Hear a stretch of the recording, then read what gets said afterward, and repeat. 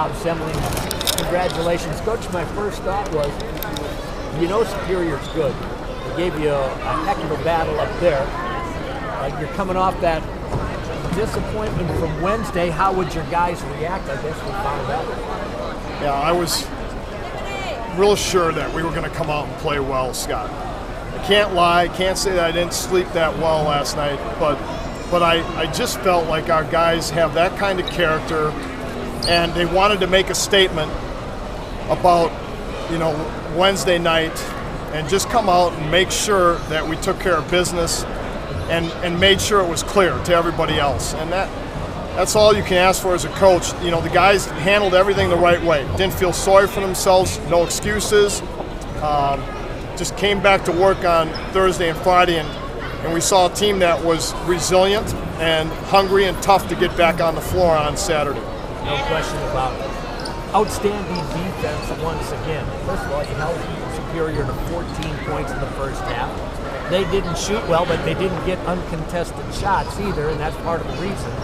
Right. I wanted to talk about your defense and the job that you did, and I know it's a team defense, but the job you have done in 2 games against Jake Smith, who scores 19 a game, and against you he's at 9 and now 8. What do you guys do to Jake Smith that puts the clamps on him? It starts with tremendous effort on him to limit his touches. He gets fewer touches against us just because of effort, and that starts with Nick Kroll. But then the outside defense, really the ball pressure buys Nick those precious seconds when he is behind to get back on top where he needs to be. So it's a team thing when he does get a touch, because you can't prevent him from getting a touch every trip down the floor. He's going to work hard. He's a good player. So when he does get a touch, then we have to really crowd him. Keep him in front, come down and crowd him where we can, and that's where we got to help the helper, because Jake can make you look bad. If you crowd him, he'll kick it out, they'll make a 3 or hit a guy on a backside on a cut for a layup. So it becomes the rest of the guys understanding how to help the helper and have each other's backs out there. Scott Holzel, to me, looked much more aggressive offensively here tonight than we have normally seen him. Now, he's gotten his layups on occasion, but I thought he brought the ball in off the wing a couple of times tonight. I like to see that personally.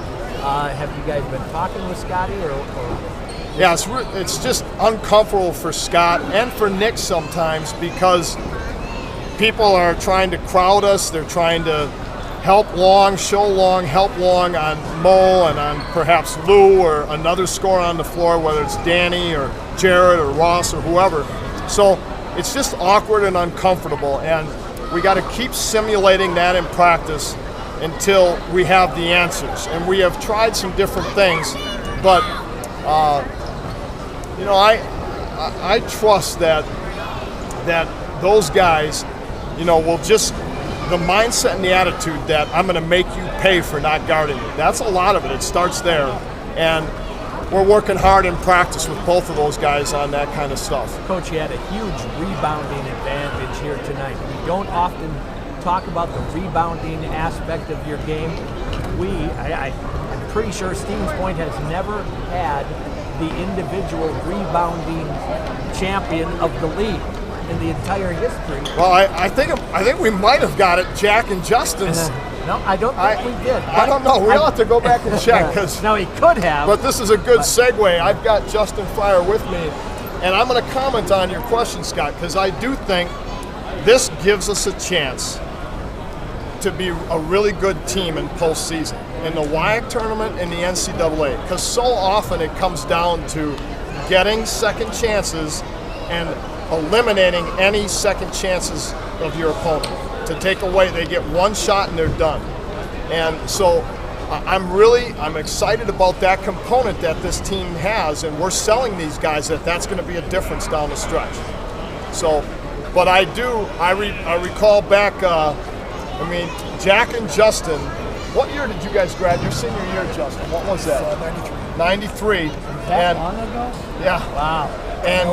And I do recall how dominant we were on the defensive boards, and I know Justin, that was his game. Get a second shot, and he tried to dunk everything, and pretty much got the crowd into the game. Yeah, it did. But you know, this is Alumni Day, Scotty, and you've been there. You've seen them all, and you know more history than I do. But I can tell you, nothing means more to us, our players, our staff, me personally, to have these guys come back.